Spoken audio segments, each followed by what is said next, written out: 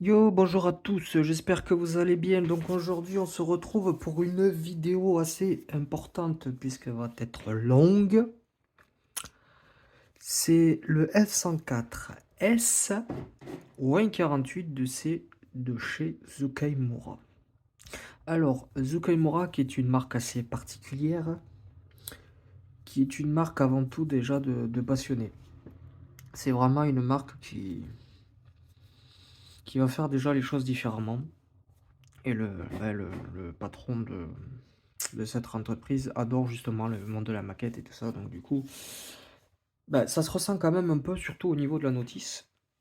Même si la notice, on verra surtout à la fin, est assez compliquée. Bon, c'est du A48. Pour l'instant, il n'y a que F104, donc cette version AS, il n'y a que Zukaimura qui l'a fait. Sinon, il y a Tamiya qui a fait un très bon modèle. Il y a Meng aussi, il faut pas oublier, qui fait un très beau modèle aussi, qui est peut-être éventuellement légèrement supérieur à certains petits points au kit de Tamiya, notamment surtout au niveau du prix. Là, on est sur ouais, le même prix que du Tamiya. C'est quand même de la qualité. C'est un concurrent méchamment sérieux en fait à Tamiya. Donc, on a du coup, bon, ben, je vais faire attention à tout ça, le modèle. C'est une déco par boîte en général chez eux. Bon, là, j'aime bien la déco. Alors, ce qu'il faut savoir, c'est que le F-104S, c'est l'ultime version en fait du F-104. Pas du F-104, excusez-moi, du F-4 Phantom. Donc, ce qu'il faut savoir, c'est que c'est une version qui a été modernisée à partir de la version J,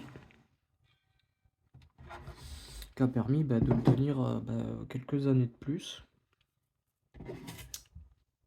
Bon, pas guère plus, hein, puisqu'après ça avait vite été remplacé notamment par le F14, même s'il était déjà, c'était limite remplacé par le F18 Legacy Hornet, donc de la version A à la version D. Donc on va commencer sans plus tarder directement par le VAP, et là on va voir que, on voit quand même que c'est de la qualité japonaise, hein. Donc en général, ça ne déçoit pas, que ce soit Yasegawa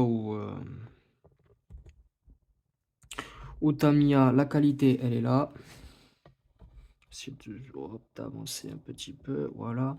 Gravure, relief, il y a tout ce qu'il faut, honnêtement, il y a vraiment tout, comme on peut voir effectivement là.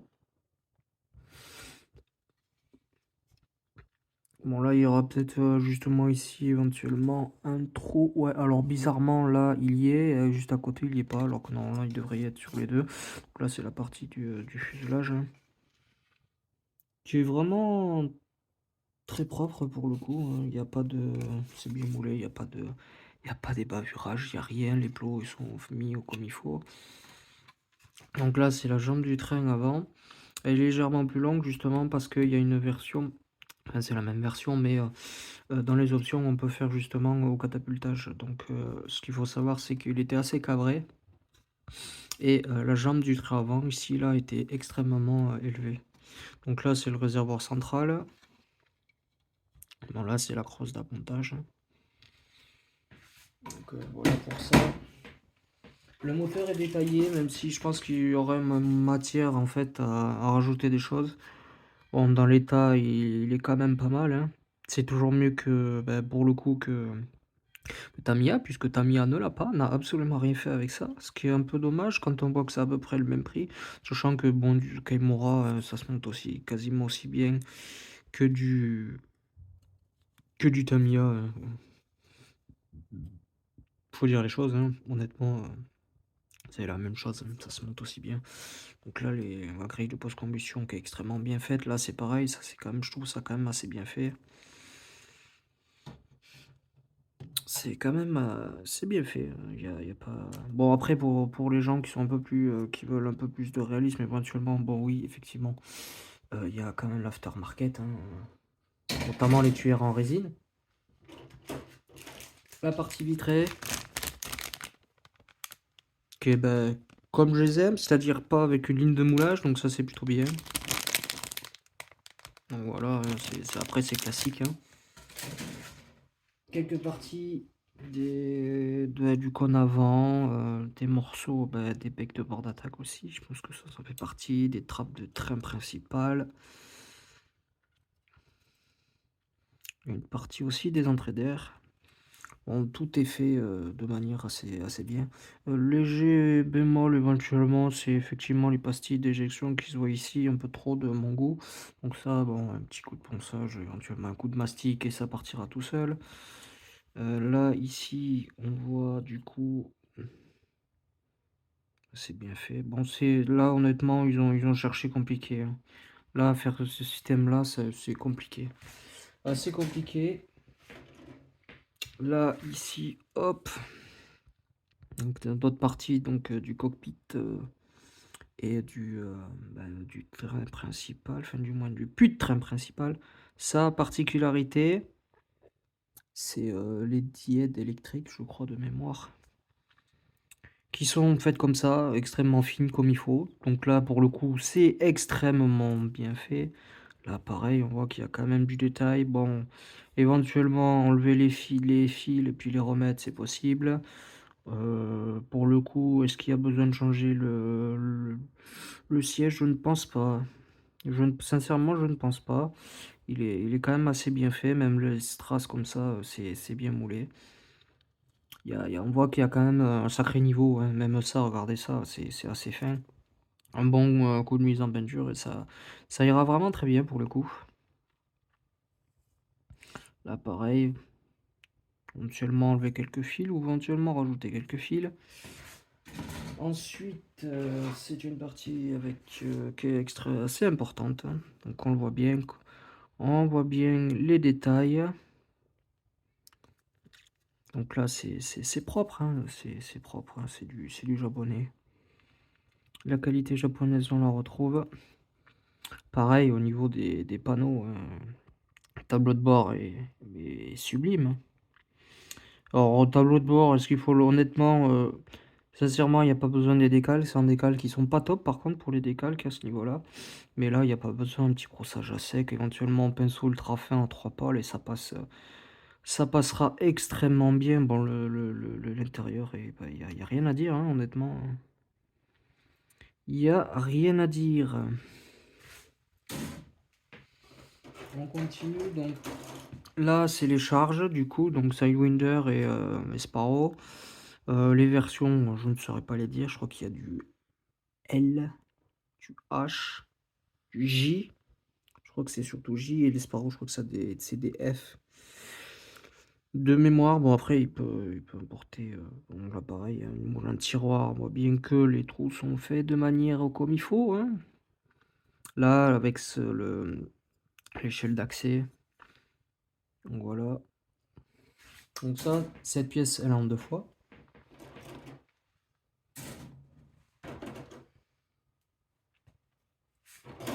Une autre pièce en 2 fois, donc c'est celle-là, avec, encore une fois d'autres versions du Sparrow et du Sidewinder.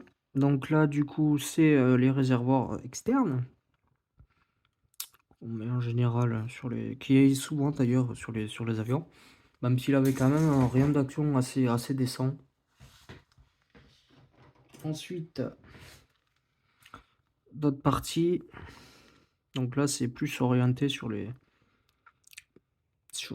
morceaux de mobile, du coup, du bec de bord d'attaque de ces systèmes ici. Bon, encore des parties du trap de train avant, l'arrière du cockpit, un d'un port aussi, et aussi, il y a aussi autre chose. C'est du coup encore des panneaux à côté sur le tableau de bord. Donc voilà, et comme on voit bien, il y a la qualité. Elle est là. Euh, Elle est assez quand même difficile. Zukai Mora est assez difficile à trouver, je trouve, honnêtement. Celle-là, je l'ai pris fait que je la commande en Belgique parce que le site où je commande habituellement, malheureusement, ne fait pas du Zukai Mora. Je trouve ça assez dommage. Et même quand les sites ont du Zukai Mora en général. Et ça dure pas longtemps, hein, comme on connaît un peu la qualité. Et puis même, le défaut qu'il y a, c'est qu'ils annoncent souvent bah, des boîtes, hein, et puis elles ont tendance à arriver extrêmement tard parce que il y en a une, ça fait au moins 1 an que je l'attends à peu près. J'ai fait éventuellement une petite demande pour, voir quand ils en avaient en stock et ça fait depuis, ouais, un peu plus d'1 an que c'est en gros en précommande. Donc ça, c'est assez dommage. Donc là, ouais, c'est les volets, le dessous du train. Bon là, c'est la qualité, hein. On voit bien quand même, hein, même, au niveau des aérofreins, au niveau des ailes. Là, pareil, donc là, c'est la spécificité justement de ces versions-là. C'est que, à la base, les F-14 ont des becs de bord d'attaque qui étaient mobiles uniquement au décollage. Pas F-14, le F-4, et pour rajouter de la maniabilité, ils ont justement fait pour toute situation, ce qui a permis d'avoir une meilleure maniabilité sur l'avion. Du coup, il tournait un peu mieux et ça arrivait justement sur les F-4E, F-4J avec, justement, ce système-là. Donc sans plus tarder, on va du coup, voir les décalques. Alors, comme on va voir, les décalques, c'est pas tip top. Bon, ils sont beaux pour l'extérieur, mais bon, pour l'intérieur, je vais vous avouer que c'est pas ça. C'est pas ça du tout. Bon, ça fait quand même une belle planche. Il y a quand même pas mal de stencils, mais pas trop, parce que c'est quand même la spécialité des avions américains d'avoir 40 000 stencils pour rien, surtout sur même pas 2 mètres, tu as 2 fois marqué la même chose. Donc là, hop, on va attaquer avec ça. Donc profil couleur, j'ai rien à dire dessus, c'est parfait. C'est ce que Kinetic devrait faire d'ailleurs. Donc voilà. Hop. Donc ce qu'il faut savoir quand ce sont des livrets comme ça, c'est en général les chefs de l'unité, de cette unité-là, qui possèdent les hautes couleurs. Sinon c'est tout noir et blanc et enfin, du moins une couleur monochrome. Donc là c'est sur l'USS Midway en 1981. Donc F-104S, donc avec les différentes stencils. Il n'y en a pas beaucoup, honnêtement, il n'y en a pas beaucoup. Bon, on va attaquer le plus compliqué sur ce coup-là, parce que là, on a quand même quelque chose où il y a matière à dire. C'est la notice de montage de Sukemura. Noir et blanc, c'est dommage au vu du prix. Qui est quand même même prix que, surtout comme ça aurait été mieux quand même avec papier glacé. Ça vaut aussi quand même pour Tamiya et Kinetic. Donc là, assez du coup le petit profil descriptif de l'avion. Donc voilà, ouais, donc c'est une version spéciale aussi du réacteur. Je crois qu'il y a même le radar de mémoire, je crois qu'il a été légèrement modernisé, mais rien de bien méchant. Donc voilà, avec son plafond et tout ça. Et là, on va commencer à avoir les yeux qui vont vriller.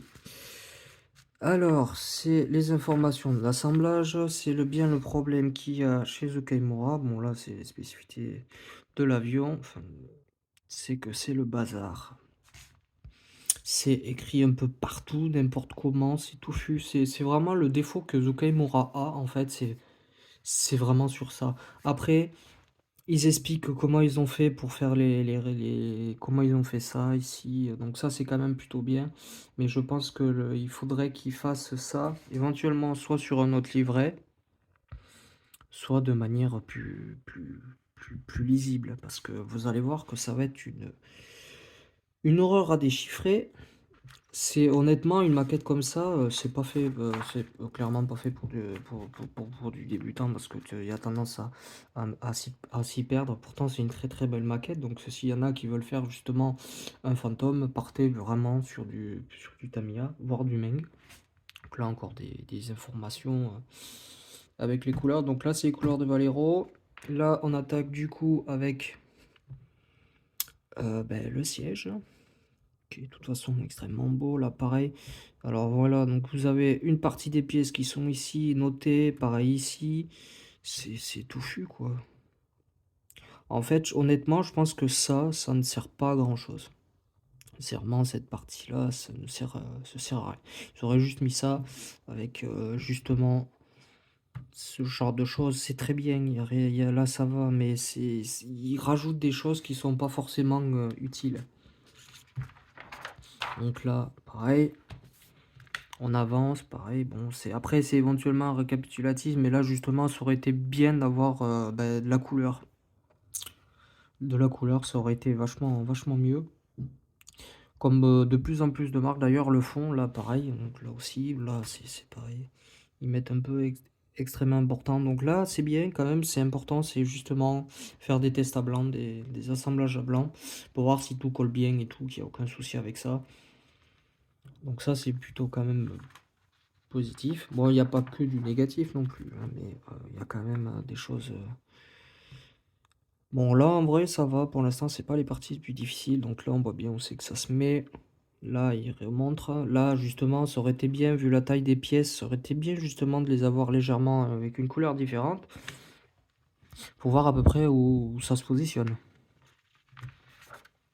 Là, le moteur. Donc, il y a un banc pour le moteur. Bon, je pense que pour le mettre comme ça, il faudra beaucoup le détailler. Il faudra sûrement voir avec des livres ou éventuellement sur Internet. Donc là, voilà quoi, après c'est classique, hein. Là, les trous 1,5. Ouais, c'est un peu confus, mais ça va. Voilà, on continue. Mon réacteur. Bon, c'est une maquette qui est quand même bien détaillée pour le coup. Ah, pareil, on met la pièce là, les pièces ici. Certes, on voit quand même un peu mieux, mais ça manque de couleur. Ça manque de couleur. On continue, donc là, on fait entre guillemets la mise en croix. Donc on montre ça, comment ça doit être mis. Là, pareil, donc là, c'est les systèmes d'alerte radar qui ont été rajoutés justement pour ces versions, même si je crois que la version N de mémoire là aussi. Donc là, pareil, hein, je pense qu'il y a le perche de ravitaillement sur cet avion qu'on peut laisser ouvert, et ça, je trouve ça plutôt cool. Là, pareil, bon, là, c'est quand même assez bien expliqué pour voir combien, enfin, du moins avec la symétrie, comment en fait, on met pour mettre les tueurs de manière comme il faut. Là, comme on le voit ici, si vous voulez penser le mettre justement avec les volets baissés, ça vous sert pas à grand chose. Je pense qu'ils auraient dû justement mieux le marquer en mettant option 1 par exemple. Ça aurait plutôt été éventuellement été mieux. Donc là justement le système de bec de bord d'attaque qui permet à l'appareil d'être un peu plus maniable que ce qu'il était, même si il était quand même assez lourd, hein, comme avion. Donc pour dogfight c'est pas la meilleure chose, surtout que les premières versions étaient full missile, et du coup ben, quand on voit les Sparrow, ce que ça donnait, je vous explique même pas, plus les autres missiles, c'était pas folichon. Du coup, pareil, bon, crosse d'arrêt. Ici, système important. Ils mettent bien justement l'angle qu'il faut. Là, pareil, il y a deux options normalement, mais c'est un peu mal expliqué. Parce qu'on peut le mettre justement, comme je vous ai expliqué juste avant, c'est que l'avion peut être en mode catapultage. Donc là, pareil, on est train. Ah, c'est fou, c'est fouillis. Donc là, du coup, train principal avec les trappes de train, tout ça. Allez, là, du coup, comme je vous avais dit avant dans la pièce, quand on était sur cette pièce, c'est ce système-là.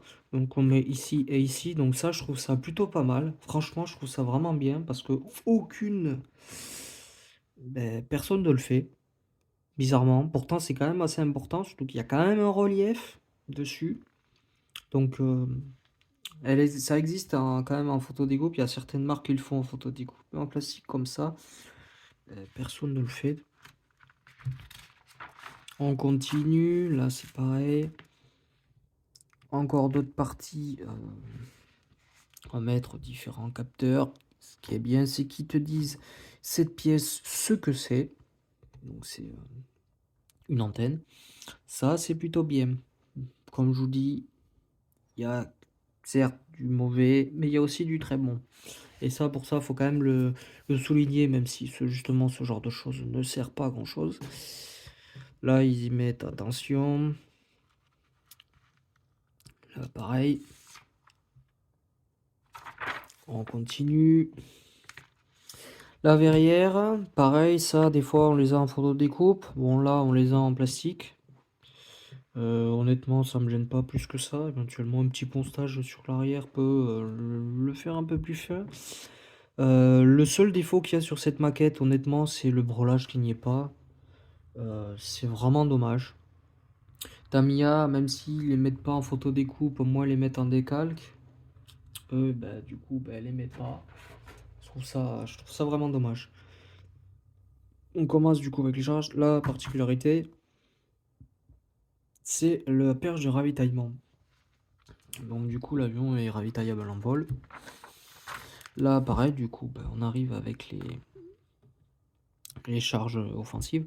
Ça aurait été bien quand même pour le coup de mettre quelle version c'est du Sparrow, du Lame 97 et du Sidewinder. Ça aurait été bien parce que vu le nombre de variantes qu'il y a, surtout sur le F4, parce qu'il a quasiment pris toutes les variantes, sauf vraiment les dernières, que la 9X et 9M, je crois qu'il les a pas eu. Donc du coup, ça aurait été quand même bien. Là, ici, là, on peut éventuellement rajouter des bombes. Bon, elles y sont pas, les charges externes autres que le RR n'y sont pas. Ça n'est pas grave. L'échelle d'accès aussi qui est ici. Pourquoi ils ont mis d'autres échelles d'accès? J'en ai pas tellement aucune idée. Donc là, du coup, bah là, c'est justement pour la version catapultée où ils expliquent ça. Ça aurait été mieux quand même que ça soit un peu moins fouillis que ça et qu'ils le mettent déjà avant avec option A et option B beaucoup plus en amont. Parce qu'il se pourrait que certains justement arrivent là et que quand ils tournent, qu'ils auraient voulu faire cette configuration-là, ne peuvent pas le faire à cause de ça. Donc c'est fouillis, c'est fouillis. Et ce qu'il faut savoir, c'est que One32, c'est encore pire puisqu'ils expliquent un peu les assemblages, pourquoi ils ont fait ça et tout. Est-ce que j'en ferai du Zokaimura One32? C'est possible. Parce que j'aimerais bien quand même, je sais pas moi, un 109 éventuellement. Après, c'est une marque que j'aime quand même assez bien. Que j'aime quand même assez bien. Donc là, les différentes pièces. Avec les prix des différentes pièces aussi. Par exemple, il y a un manque ou quoi. Après, voilà pour ça. C'est en japonais. Donc voilà. Donc cette vidéo est quand même un peu plus longue parce qu'il y avait quand même beaucoup plus de choses à dire, notamment sur la notice de montage. Donc il y a quand même pas mal ouais, à ce niveau-là. Les prochaines vidéos, je pense que seront un peu moins longues. C'était vraiment la grosse vidéo parce que justement il y avait beaucoup de choses à dire sur certains trucs. La prochaine vidéo sera sur du N32, un peu pour changer. Ce sera un avion. Là, dans mon stock, il y a encore du coup 5 avions. Je vous dirai juste une marque, hein. Bon, pour le N32, c'est du Trumpeter. Bon, pour le reste, vous verrez. Elle sera, je pense, beaucoup moins longue, même s'il y a quand même pas mal de choses à dire dessus. Mais parce qu'il y a quand même pas mal de pièces. Il y a peut-être une autre vidéo qui risque d'être aussi éventuellement assez longue parce qu'il y a quand même aussi beaucoup de choses. Mais on va partir sur des vidéos qui devraient normalement, théoriquement, faire moins de 20 minutes. Là, du coup, quand cette vidéo sortira, il se peut éventuellement que je fasse un petit pas un petit sondage, mais éventuellement une FAQ où vous pourrez éventuellement justement me poser des questions. J'en sais que y en aurait quelques-unes éventuellement. Dans un vlog qui devrait sortir pour voir un peu justement comme je pensais, enfin l'évolution de la chaîne surtout. Et voir le futur de la chaîne un peu. En espérant que la vidéo fasse un peu moins de 20 minutes et celle-là aussi. Donc là, au moins, là, avec cette vidéo-là, février, du coup, donc mars, il y a au moins des vidéos. Surtout que j'essaie de quand même de tenir la cadence d'au moins 2 vidéos par semaine. Excusez-moi, une vidéo toutes les 2 semaines. Et une vidéo toutes les 2 semaines, du coup, ça fait 1, 2, 3, donc il y a 3 mois. 4. peut-être... donc au moins jusqu'au mois de juin, il devrait avoir des vidéos.